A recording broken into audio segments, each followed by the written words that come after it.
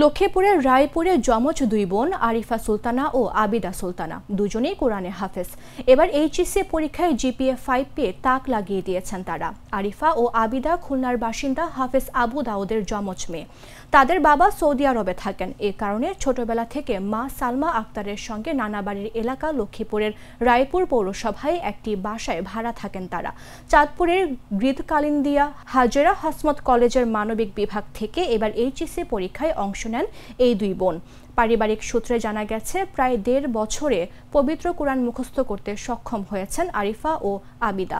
গৃদকালিন্দিয়া হাজেরা হাসমত কলেজের প্রভাষক আব্দুল বাতেন বলেন, আরিফা ও আবিদা দুজনই মেধাবী। তারা ক্লাসে নিয়মিত উপস্থিত থাকত। যে কোনো পড়া তারা দ্রুত আয়ত্ত করতে পারত।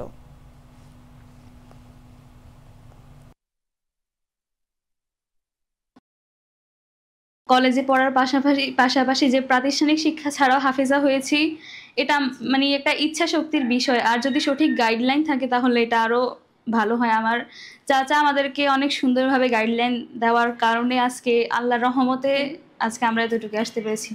আমার বাবা তো প্রবাসী, তো মানে ওখান থেকে আমাদের জন্য যতটুকু করার দরকার তার চেয়ে অনেক বেশি করেছে আমার বাবা মা দুইজনেই।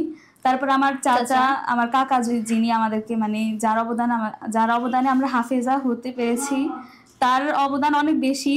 তারপর আমার মামারা আছে আমার মামা, চাচা, তারপর আমার শিক্ষক, আমার এই যে এলএম স্কুলের মাহবুব স্যার, উনি আমাকে মানে সবকিছুর জন্য সাপোর্ট করেছে।